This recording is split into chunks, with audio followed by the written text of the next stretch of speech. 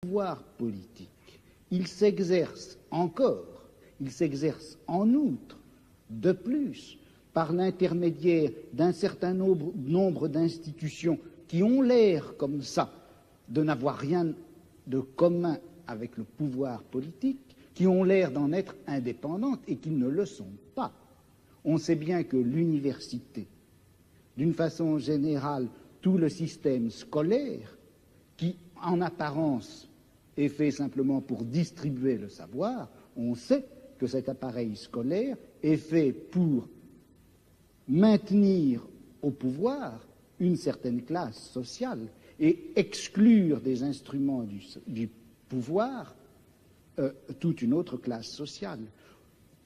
Quelque chose comme la psychiatrie, qui en apparence aussi n'est destinée qu'au bien de l'humanité et à la connaissance des psychiatres, la psychiatrie est encore une certaine manière de faire peser un pouvoir politique sur un groupe social. La justice également. Bon, et il me semble que la tâche politique actuelle dans une société comme la nôtre, c'est de critiquer le jeu des institutions apparemment les plus neutres et les plus indépendantes, de les critiquer, de l'attaquer de telle manière que la violence politique qui s'exerçait obscurément en eux surgisse et pour qu'on puisse lutter contre elle.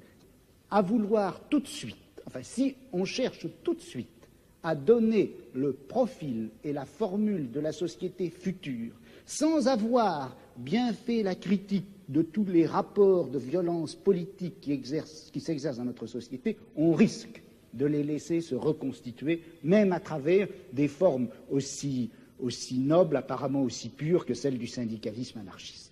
Yes, I would certainly agree with that, not only in theory but also in action. That is, there are two intellectual tasks.